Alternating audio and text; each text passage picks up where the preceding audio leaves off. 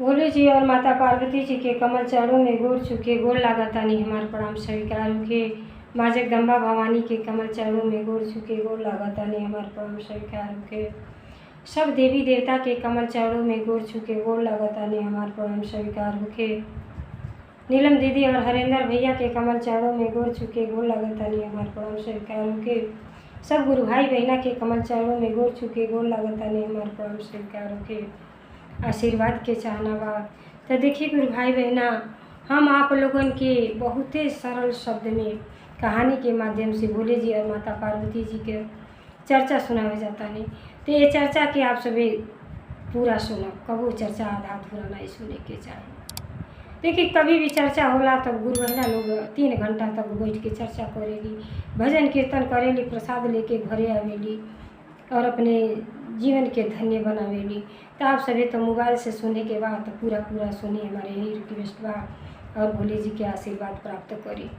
कलयुग चरण सीमा पर बा, ये नीलम दीदी और हरेंद्र भैया भोले जी के गुरु बना के अपने पूरे संसार जस में फैलौले बानी कि अपने जीवन के आदमी धन्य बना ले। वहाँ के तबे ज्ञान भइल कि जब छोटा रहनी तबे वहाँ के ज्ञान हो गई कि काहे न हम परमपिता परमेश्वर के गुरु बनाए जे दुनिया संसार में सबके भेजले बा। तो देखी आप लोग कथा के पूरा सुनी। जब कथा पूरा सुनबे तो कथा के बारे में आप लोग कथा के रहस्य के बारे में भी पता चली और आप लोग उनके सुनने पर आनंद भी आई कि कथा से हमके का सीखे के मिला। कथा इतना सरल शब्द है कि मन लगा के सुनी तो तुरंत याद हो जाला, जरूर कुछ न कुछ आपके सीखे के मिली। तो देखी ये कथा जौन बा कलयुगी जौन है सौतेली माँ बाटी, माई के दर्जा तो केहू ले ही ना सकेला। अरे माई तो सबसे श्रेष्ठ माई है, देवी देवता से बढ़ के माई है। अरे हम देवी देवता जी के पूजा पाठ करीला, उनके तो केहू आँख से ना देख लेबा, लेकिन भक्ति भाव करता। लेकिन माई तो 9 महीना पेटे में ढोके और जब उनकी ब्रह्मा जी देखी सृष्टि के रचना करीला, विष्णु भगवान और भोले जी तीनों जने मिल के ये मनुष्य के शरीर के विकास करेनी। लेकिन माई तो 9 महीना पेटे में ढोएली और बाहर आके उनका सेवा भाव करेली, उनके चले के सिखावेली, बोले के सिखावेली। तो माई बाप जैसन बड़ा तो केहू हो ही ना सकेला। तीनों ब्रह्मा विष्णु तीनों जनी के काम में जौन है माई करेली। तो देखिए एक सौतेली माई जौन बाटी अपने पहले जौन है सौत के एक लड़की बाड़ी तो उनके साथे कितना गलत व्यवहार कैले है। लेकिन जी भगवान के शरण में जाला ओकर तो समझी जवानी के कष्ट नहीं के बुढ़ापा के नहीं के उनकर तो जीवन आनंदमय हो जाला। लेकिन कथा के जब पूरा सुनब तो आप सभी की बहुत कुछ सीखे के मिली। एक सौतेली माँ और बेटी के कहानी है। तो देखिए हमारी कहानी आप लोगों की अच्छा लगी तो कमेंट में भोले जी और माता पार्वती जी के नाम जरूर सभी लिखब। काहे खातिर के लिखले बोलेले कहले सुनले से सब दुख के निवारण हो जाला।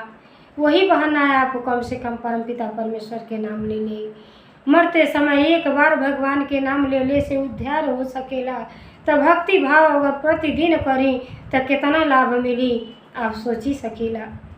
तो ये जो है चर्चा और सत्संग और कहानी से आप सभी जरूर जुटी, भक्ति भाव जरूर करें। अगर मनुष्य के जीवन पौले बनी तो कुछ तो जरूर सीख ली। तो देखिए एक गांव में एक गुरु बहिना रहत रही और बेचारी भोले जी के शिष्या रहली। पति पत्नी दोनों जनी अपार प्रेम अपने परमपिता परमेश्वर से करत रहलो, बड़े भक्ति से पूजा पाठ करत रहलो। बिना पूजा पाठ कैले अन्न ग्रहण ना करेलो और सत्संग जहाँ होके तहाँ लोग सुने जा, बड़ा शुद्ध विचार रहल उनके। तो भोले जी के दया से उनके घर में कौनो चीज़ के कमी ना रह। पति भी नौकरी करते रहलन और शिष्या भी बड़ा खुश रहली। तो देखिए शादी के कुछ दिन के बाद वो शिष्या के एक लड़की पैदा भइली। तो लड़की पैदा भइली तो माई के तना खुशी तो केहू के ना होला। माई के अपार खुशी भइल कि हमरे घर में लक्ष्मी के प्राप्ति भइल बा। काहे खातिर जनता बानी जब लड़की पैदा होली तो घर के लोग बड़ा निराश हो जाला, केहू अपनावल नहीं चाहेला, लेकिन ई ना समझेला कि वही लड़की से आज वह लड़की से ही खानदान चलेला या पुत्र के हम कामना करेनी तो वही लड़की से पुत्र के भी का प्राप्ति होला। लेकिन लड़की के सम्मान केहू ना करेला। लड़की जैसे जैसे सयान होली वैसे वैसे अपने माई बाप के दिल में जगह बना लेली। कितना अच्छा लड़की होली। तब बेचारी के जब लड़की प्राप्त भइली तो बहुते खुश भइली, मानो दुनिया संसार के सारा खुशी मिल गई। तो जैसे अपने रहली लड़की जैसे जैसे 5-7 साल को भइली जानकार भइली तो लगे लगे जहाँ भी जा चर्चा भजन कीर्तन सुने वहाँ लेके जा। जब लेके जा तो देखी माई से का सीखे के मिलेला। हम बच्चे की छोट रहला तब कहे कि बाबू जय जय करो, बाबू भगवान के नाम ले ला।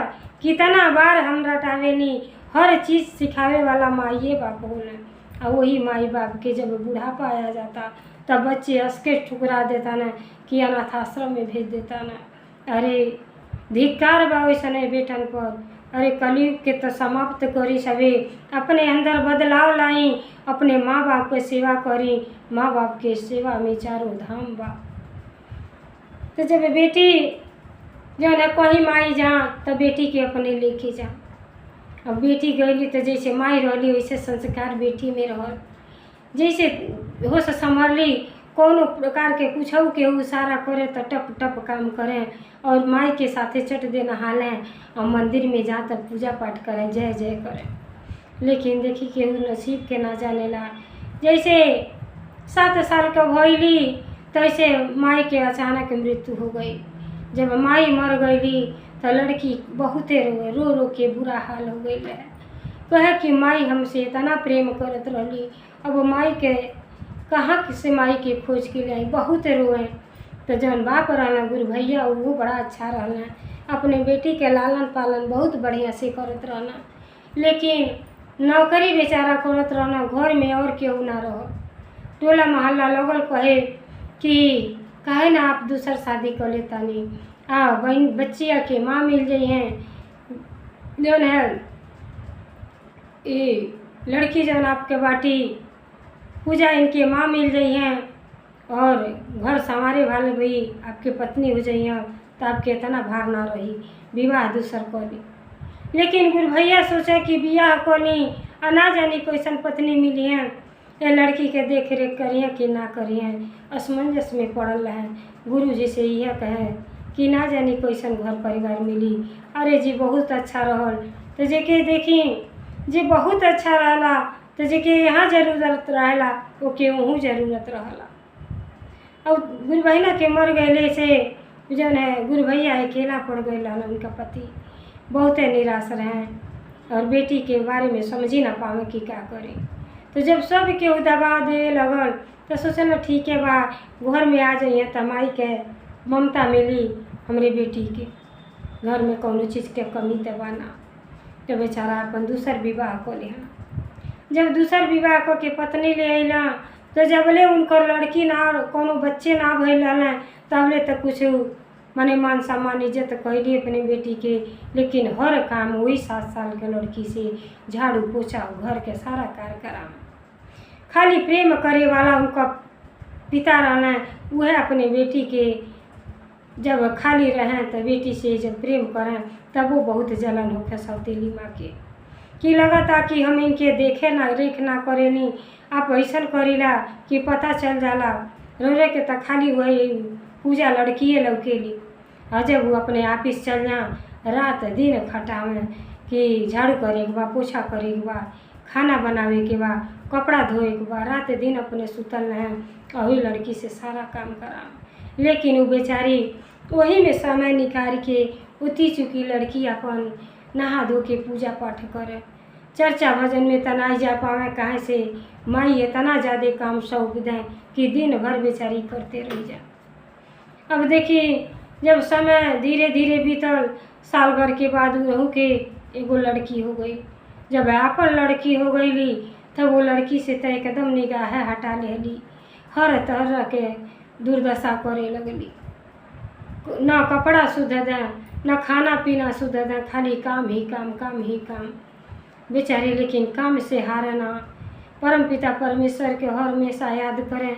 और ज़्यादा जब दुख मिले तो माई के कल फोटो जब टांगले रही, माई के फोटो के लगे जाके बेचारी अपने माई से दुखड़ा सुनावे कि माई तू कहाँ चल गईलू, तू हमके छोड़ के कहाँ चल गईलू, आ हमके प्यार करे वाला तोरे जैसे केहू ए दुनिया संसार में ना बा। हम बहुते अकेला हो गइल बानी माई, बहुते अकेला। तो जब माई के पास रोए तो तस्वीर से आवाज़ आवे कि बेटी अरे जेकर केहू ना होला तेकर परमपिता परमेश्वर होनी, तू भगवान के याद करो तोहार सारा दुख दूर उहे करबे। तो जब भी निराश होखे तो फोटो से बात करे, और जब फोटो लगे देखे सौतेली माई तो लगे मारे गरी आवे कि अइलू हो नखड़ा दिखावे, अपने बापे के सामने रोना धोना लेके बैठबू जौन कि हमके घर से निकाल दें, तब बाप बेटी रहिए हम घर छोड़ के चल जाओ। लगली लड़की से उल्टा पुल्टा बोले।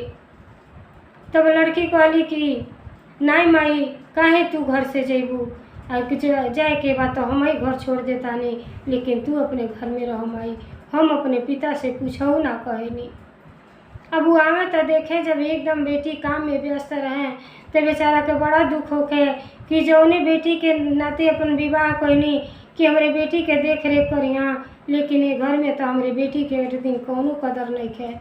बाप खाली अपने बेटी से प्रेम कर। अभी अपने बेटी के जब पाक हो लड़ी तो पूजा से एकदम ध्यान हट गया। तो देखिए एक दिन शॉपिंग करे जाता रही, अपने लड़की करतीन कपड़ा खरीदे उर्दे, तो बेचारी बड़ा हिम्मत जुटा के कहली कि माई हमारे चप्पल टूट गई बा, बहुत दिन हो गई बा, कपड़ा तो हमके एके गो धोए नहीं, एके गो पहरे नहीं, हमके नहीं ख तो हमहू के लिया चलतू तो हमहू मार्केट चलती। कहली कि तुहरे मुँहबा मार्केट जाए के जब हम अपने बेटी के कुछ खरीदे के सोचीला तब पट दे तैयार हो जालू। अरे तुहके जौन हमारी बेटी के कपड़ा छूटल बा वह कपड़ा तू पहन के अपन जीवन काट ली हो, तोहरे करते हम कपड़ा खरीदे जाब। अरे कुलच्छनी अवते माई के खा गईलू, अब का चाहत अड़ू कि हमहू के खा जाए। अब देखिए ऐसा कबो शब्द ना लइकन से बोले के चाहे। तो यही से कहल जाला कि काठे के सवत बिराजेली, जौन है अपन माई के प्रेम तक केहू दे ही ना पाई, माई के प्रेम तो सागर से बढ़ के हवे। अब बेचारी बड़ा दुखित होली तो दुखित रहेली तो कह तरे कि देखा मार्केट तो जाता नहीं, सारा काम को ढरिया खाना वाना बना के रख ले रही हो। बेचारी तन घर के काम में लगल बाड़ी, मातारी बेटी शॉपिंग करे गई बाटी। लेकिन बाप जब अल तो देखा था ना बेटी हमारे अकेले खाना बनाओ तड़ी तो आँख से आंसू झर झर गिरता। तो बेचारा सोचना कि बेटी तो हमारे समय से न खाए के पावेली न पहरे के, हमहू कुछ ना कह सकेनी जौन पत्नी बाड़ी हमारा अच्छा। तो बेचारा आइसक्रीम खरीद के ले लें और कहले हे बेटी ला तू खा ला। वो अपने बाप के बारे में जानत रही कि पापा हमसे अपार प्रेम करे लेकिन मम्मी के वजह से कुछ ना कह पावे ना। अब ले के देता भाड़ा और सर सलाहत हो कि बेटी चिंता न करी हो, तुहार माई चल गईली तो चल गईली, लेकिन हम तो तुहार पिता बानी न, हम तुहार ध्यान रखब बेटी, तू मन में कुछ हो ना सोची हो। कहली ना पापा कुछ कौनो दिक्कत नहीं है, अरे मनुष्य के शरीर पौले बानी तो काम धाम से काहे भागे के, अरे तो कहीं रही तो करे के पड़ी पापा, हमके कोनो दिक्कत परेशानी नहीं है जी कि हमके हमारे वजह से हमारे बाप के तकलीफ ना होके। बेटी ऐसा होली सोचली, बेटी तो वो होली कि बाहर से अइले के बाद तुरंत एक गिलास पानी लेके दौड़ली हैं। अब देखी बेटा बहू 4 ठो 5 ठो पैदा कर दी, लेकिन जबले घर में आए ना मांगब ना तबले गिलास पानी ना पाई। कितना संस्कार रही, लेकिन ये संस्कार कंचिते बहू में रही कि बाहर से केहू आयल बा तो एक गिलास पानी पड़ते पकड़ा दी। हमन के सब कुछ कैले हैं, लेकिन अब तक आँख और कान बहिर करके रहे के पड़ता। तो देखी ये सब संस्कार जरूरी है लड़कियन में। अब बेचारी जैसे आइसक्रीम हाथे में दिहना तैसे माई आ गईली सौतेली माई, आ देखते आग बबूला हो गईली कि हम ना रहेला तो चुपके चुपके अपने बेटी के ना जाने का ही करे न, हमन के हम तो आइली है मार्केट करे के तो सब के ले आयल बानी, ये अपनी बेटी के अकेला आइसक्रीम खियावता न। कहला ऐसा कौनो बात नहीं बा, अरे बेटी तो अकेला ऐसे रहल तू अच्छा, तो जैसे एक बेटी के लेके गलू दोनों बेटी के शॉपिंग करा देले रह तू, थोड़ा मन दिल बहल गए रहत। अरे माई चाहे बाप तू हई हम दोनों जनी बानी, अरे तुम्हार विचार अगर सही रहत तो सही काम कर तू। मुड़ी नीचे कर लेली, गलती तो करते रहली। कहली अरे हम कहाँ गलती करीला, हम सब करती जब ले आवे तो बेटी करती शॉपिंग कैले रहली, लेकिन वो लड़की के कुछ ना ले आए रहली। बस 4 समोसा ले ली, 1 समोसा बाँट देली, बस अपने पति के निगाह में मीठ बन गई। पति तो हर तरह से जानत रहना। तो देखी एक दिन बेचारी के वो लड़की के जन्मदिन आ गई, तो जन्मदिन तो खाली माइए बाप जान सकेला कि हमारी बेटी के कहिए जन्मदिन हो। अब कहला कि ये बेटी चला नहा धो लो, चल आज मंदिर हो आवल जा। अब नहा धो के कहला अपने पत्नी से कि देखा आज पूजा के बर्थडे है। तो कहली कि बर्थडे है तो ऐसे का भाई, तो बर्थडे है तो कुछ पार्टी उर्टी हो जा। तो कहली ठीक बा। पहले तो डिसमिस अली कि पार्टी मनौले बिना कौन काज बा, झूठा पैसा फालतू पैसा खर्च करे के। कहला कि नहीं, अरे पूजा के पार्टी मना जाई। तो बेचारा गई ना मंदिर में। अब पूजा के कहला कि चलो मंदिर में तनी, अरे काहे निराश होलू, चलो यही बाना सजी जानी मंदिर में दर्शन कर आवल जा। तो पत्नी तो तैयार ना होत रही, लेकिन कैसो तैयार भैली सौतेली माँ और वो लड़कियों जौन है बड़ा तेवर रहे, जैसे माई वैसे बेटी। माई कबो भजन भाव कीर्तन कबो कुछ करबे ना कैली, तो जैसे माई रहली वैसे बेटी के संस्कार रहल। दोनों सख्त नफरत वो बेटी से पूजा से करत रहली। अब सब केहू जब मंदिर में गई तो देखी आगे आगे उनका पिता माई बाना, पीछे पीछे दोनों लड़की बाटी। तो एक बहुत अच्छा घराना के एक गुरबहिना रहली, भोले जी के भक्त रहली। सीढ़ी चढ़त रहली, सीढ़ी पर पैर फिसल गई, गिर पड़ली। जब गिर गईली तो देखी पूजा भक्त रहली, पूजा के दिल में प्यार रहल, मोहब्बत रहल कि अपने मनुष्य के शरीर पौले बानी तो जीव पर दया करी और केहू के काम में आ जाऊ है सही है। तो जब देखली गिरल तो दौड़ के जाके आशा लवली कहली कि का आंटी कैसे गिर गई हई। तो उठा के सोहरा के ले जाके गाड़ी में बैठा देली। वो गुरबहिना के बहुत ज़्यादा चोट आ गई। अब जब गुरबहिना देखली तो उनके एक गो बेटा रहना, उनके वो लड़की के स्वभाव पसंद आ गई। कहली कि हो न हो ये हमारे घर के बहू बन जैती तो हमार घर संवर जा। तो देखी भगवान भोले जी कैसे उनका दिल पलटा ना। अब गईली भगवान के मंदिर में तो छोटी वाली लड़की देखत रहली कि वो औरत के उठा के बेचारी ले गई गाड़ी में बैठौली। अब जाके अपने माई से कह देली कि देखा न बहुत बड़का बड़ी पुजारी भोल बाटी, जाके और एक औरत के उठावत आड़ी और ना जानी कौन औरत रहली है। अब गईली तो थोड़ा सा विलम्ब हो गई। बाप कहना कि बेटी कहाँ रह गलू। कहली पापा अरे एक सब स्त्री वो मंदिर में आवत रहली, सीढ़ी से गिर गई हुई, तू नहीं के उठावे लगली है पापा। पापा उनका बहुते खुश भइल कि बेटी के अंदर इतना अच्छा गुण बा। लेकिन माई जौन है कहतड़ी कि तुहार के लागत रही है, तुहार ना तो रिश्तेदार रही है कि तुहार माई रही है उठावे गई। कहली अरे अम्मा ऐसा ना बोले के चाहिए, बेचारी के बहुत ज़्यादा चोट आ गई रहल, एक वजह से पकड़ के अरे एक इंसान के काम ना आवे तो ये जीवन व्यर्थ बा। अब भगवान जी के मंदिर में गईली, श्रद्धा भाव से पूजा पाठ कैली। कहली कि हे पिताजी हमार माई आपके गुरु बनौले रही है, हम अपने सच्चे दिल से आपके गुरु मनले हैं, तो हमारे जीवन के डोर आपके हाथ में बा। जहे चाहे बना दी गुरु, चाहे बिगाड़ दी रौरे भरोसे बानी। हे गुरु जी हमारे जीवन के डोर आपके हाथी में बा। तो देखी जब हम अपने शरीर के भोले जी के चरण में सौंप देली तो अपन चिंता बिल्कुल छोड़ दी। वो सारा देख रेख करे वाला परम पिता परमेश्वर करेला। अब गली जब शरण में तो जब भोले जी और माता पार्वती जी वो लड़की के ऊपर जितना जुर्म सौतेली माँ करत रहली सब माता जी देखत रहनी। कहनी कि देख जनमते तो माई मर गईली और बेचारी जैसे जैसे होश संभार ताड़ी तैसे तो ये जौन है सौतेली माँ के नाम पर कलंक बाटी कितना दुख दे ताड़ी। तो माता जी भोले जी से कहतानी कि लड़की के जौन है भाग्य अपने कलम से लिखी, अपने कलम से लड़की के भाग्य बदल दी कि बेचारी अपने ससुरा में जाओ तो इनके अपार प्रेम मिले, माई जैसन प्रेम पावे और खुशहाल रहे लौट के फिर मैके के रहनो निहारे के रहे।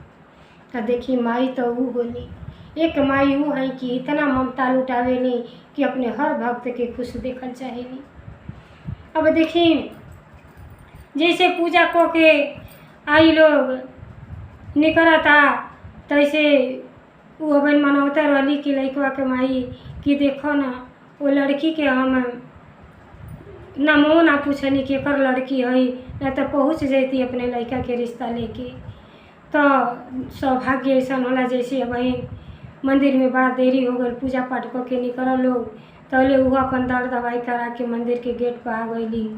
तो कि जब गेट पर आ गईली तो लड़की पर नज़र गई तो बड़ा खुश भैली कि लगता आज भोले जी हमार मनोकामना पूर्ण करब, हमार बहू जब बनिए तो यह बहू बनिए। तो सब भोले जी और माता पार्वती जी के दया है कि के कहाँ से कहाँ पहुँचा दी, तनिक भी विलम्ब ना करेली। अब वो का कहली कि उनके जे लगली लड़की से बातचीत करे तो उनका पापा कहना बहनी के है तो पापा यह आंटी गिरल रहनी सीढ़िया पर तो वो उठावे लगनी बड़ा चोट आ गई। तो वो नमस्कार भइल दोनों जनी में आ लड़की की ना कहली कि हम आपसे कुछ बात कहल चाहतनी। तो उनका पापा कहना कहीं का कहे बा तो हम रौरे लड़की के रिश्ता अपने लड़का से कहल चाहतनी। अरे ऐसा लड़की तो खोजले ना केहू पाई। बाप बहुते खुश भइले कि ये भोले जी हमार सुन लेनी लड़की तो हमार बहुत तकलीफ में बाड़ी, अगर ऐसने घर में पड़ जाइ हाँ। एक बिजनेसमैन उनका लड़का रहना बड़ा धन दौलत रह तो कहला कि ऐसने घर में हमारा लड़की के शादी हो जाई तो हमारे बेटी के जीवन संवर जाई, जीवन में कुछ उनके सुख ना मिला केहू के प्रेम ना मिला। बड़ा खुश भइला। तो कहना कि देखी आज जौन है हमारी छोटी लड़की के जन्मदिन है। तो कहली कि ठीक बा। एक दिन तो मंदिर पर भेंट भइले रहल, वो बड़ी लड़की के जन्मदिन में कुछ ना कैले रहना, भोले जी के मंदिर में ले जाके वही आशीर्वाद प्राप्त कैले रहना। तो उनका जौन है सौतेली माई कहली कि हमरे लड़की के जन्मदिन धूमधाम से मने के चाही। तो कहना कि काहे ऐसा कहताड़ू, अरे हमार लड़की तो दोनों हमारे है, जैसे कहू वैसे हो। चलो घर में एक छोटा सा पार्टी रखी दो और घर में पार्टी रख देना और वही पार्टी में वो लड़का के माई के निमंत्रण दे देना। अब जब सब केहू वो तो लड़की जाने गई रहली कि पापा हमारा रिश्ता तय कर दिले बाड़े वही आंटी के लड़का से। तो ये खूब बढ़िया से अपन जौन कपड़ा रहल सज धज के तैयार हो गईली और जौन है उनका छोट सौतेली माई के जौन बेटी रहली वो तो भाई रईस रहली, वो जौन कहे तो उनका माई करें खूब अच्छा से सज धज के आ गईली। लेकिन माई बेटी के ही ना पता रहल कि हमरे बड़ी बेटी के ही में सगाई बा। अब दोनों एके पर कैले रहना, मौका ना लगल कि अपने पत्नी से बतियावे। अब जैसे सब आवे जाए लगल वही में तहले वो औरत अपने लड़का के लेके आ गईली। खानदानी जौन है उनके गिफ्ट ले आए लली अपने बहू करती सोने के कंगन। अब ले अली तो अब माई बेटी कहत अरे कि देखो ना बर्थडे तो हमरे छोटकी बेटी के है, लेकिन ये पूजवा काहे तरी सजल बजल बा, कुछ समझे में ना आवता कि ये तो बड़ा सजल बा के। तो फिर कहत अरे माई बेटी आ केतना सजिए दिन रात इनके कमे में करे के बा। तो यही बहाना मने भुला गईली। आ जब ओकरे बाद बर्थडे केक कटे लगल तो वही समय जौन है पूजा के पति और उनका सास आ गए लोग उनके से मिली। तब आईली तो देखी अभी लोग तकते रह गए कि भाई ई के है नया ई के है। तब वो लड़की पूजा के पापा कहलन कि देखत हो से कही ना पौनी हई ई जौन है पूजा के सास हई और पूजा के रिश्ता हम तय कर देले बानी यहाँ कि एके गो लड़का बिजनेसमैन हमें यही लड़का से पूजा के विवाह तय कर देले बानी। तो वह अपन सगाई के रस्म पूरा करे आयल है।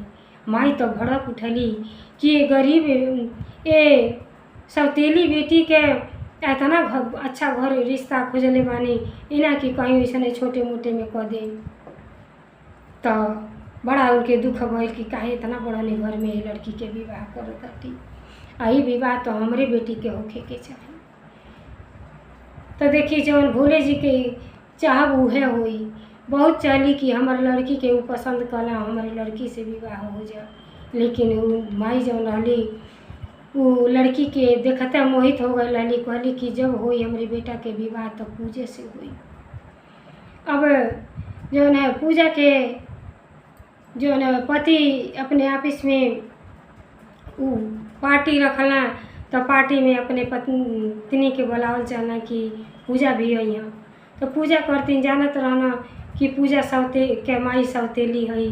तो पूजा करती बहुत सुंदर ड्रेस भेजले रहना। तो जब ड्रेस भेजला तो जौन है सौतेली माँ के जौन लड़की रही उस ड्रेस छिपा लेली।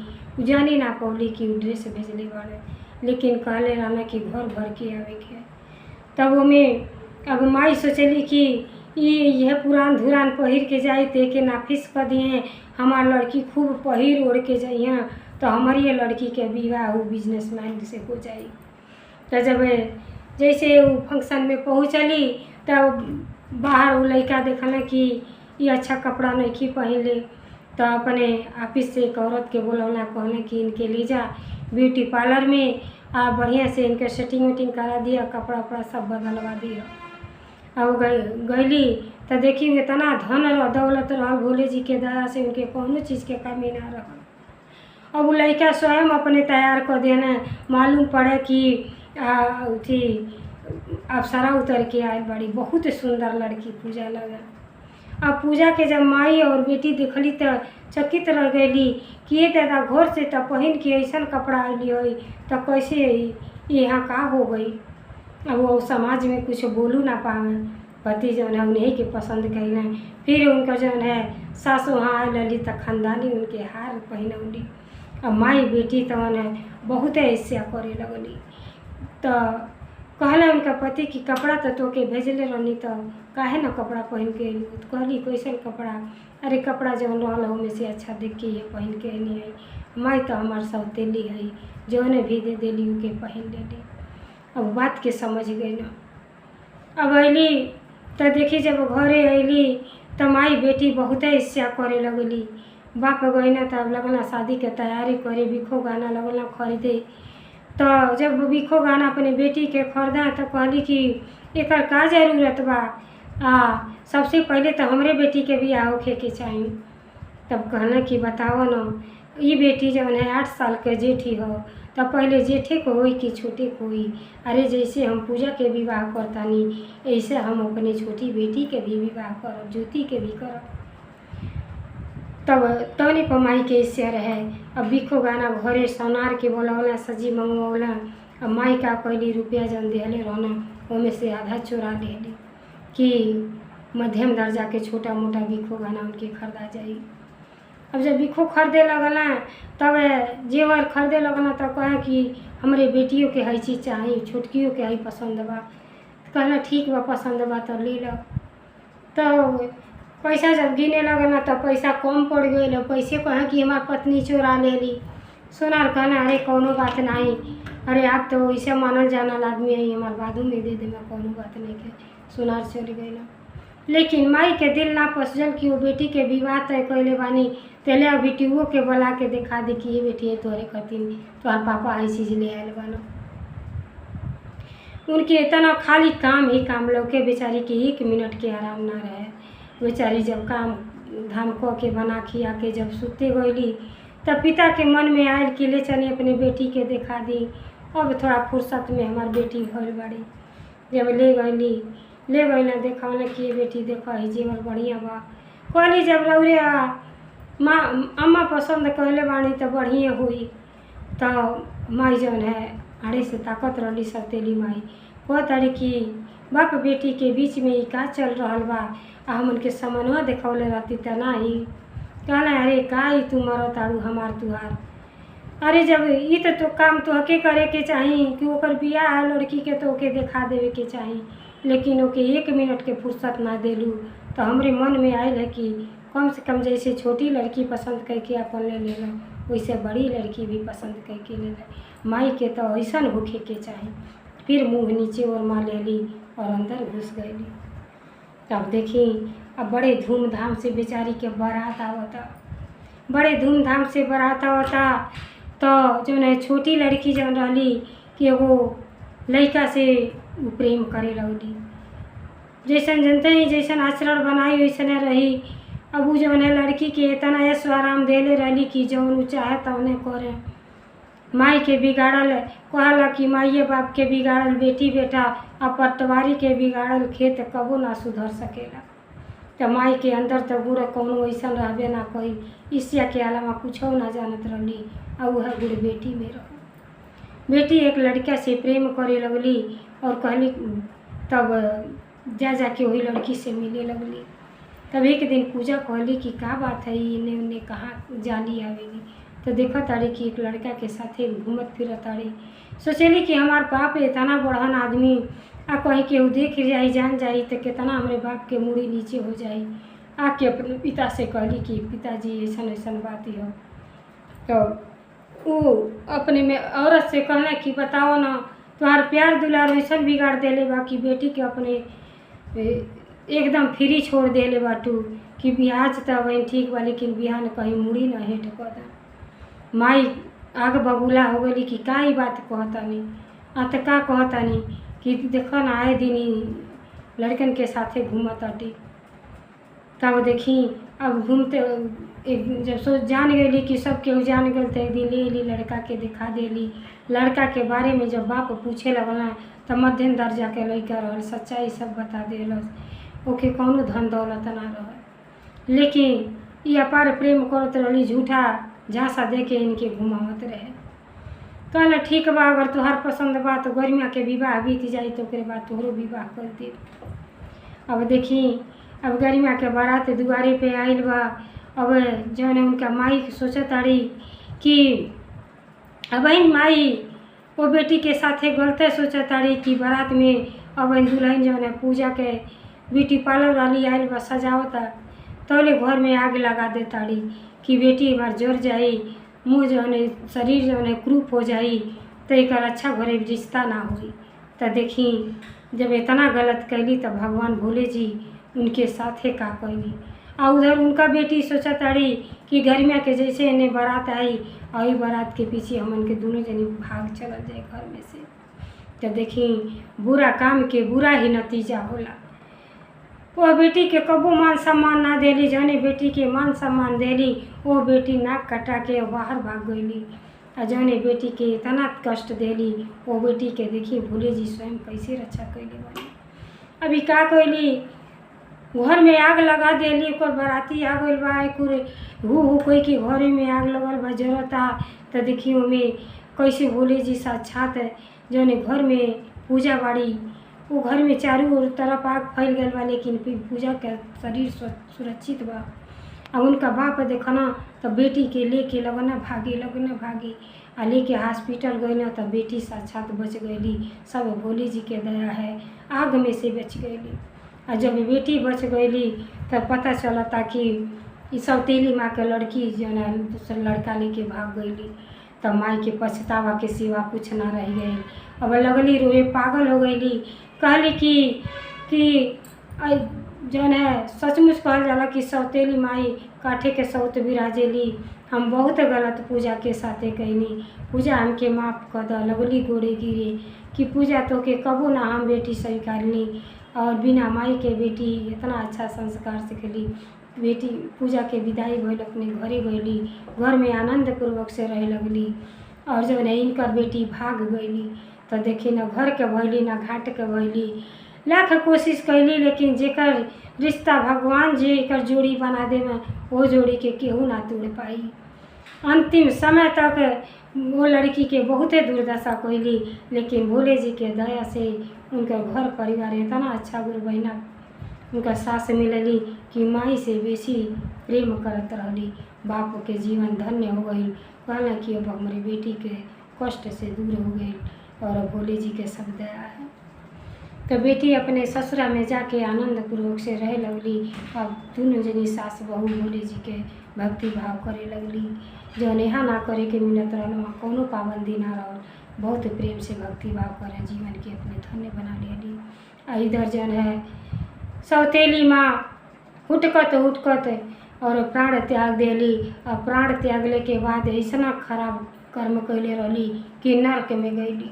तो ऐसा काम ना करी कि नरक के दरवाज़ा मिले। अच्छा कर्म करी, मनुष्य के शरीर पौले बानी तो अपने बेटी से बेसी प्रेम सौतेली बेटी के करे के चाही। काहे खातिर कि उनका तो माइए नहीं खी। तो अगर पुण्य करब तब अगला जीवन भी अपन बना ले। तो जे भी सौतेली माई ये कथा सुनत हो तो अपने में बदलाव जरूर करब। अपनी बेटी से ज़्यादा प्रेम करे के चाही। तो अपनी बेटी के बारे में सोचबे ना करी। जब हम दूसरे के भला करेनी तो हमार भला स्वयं परमपिता परमेश्वर जी करेनी। तो एक कथा से बहुत कुछ आप लोगों के सीखे के मिलल हुई कि बुरा काम के बुरा ही फल मिलेला और अच्छा कर्म जे कैले रहला के अच्छा फल मिलेला। तो देखी कर्म के फल कैसन मिलल। वो बेटी अपने हिम्मत ना हारली तो उनके बेचारी के घर परिवार कैसन मिल। जैसे वो लड़की के जीवन संवर गए भोले जी और माता पार्वती जी के दया से, वैसे सब गुरु भाई बहना पर दया और कृपा बनल रहे। हर हर महादेव, हर हर महादेव भोलेनाथ।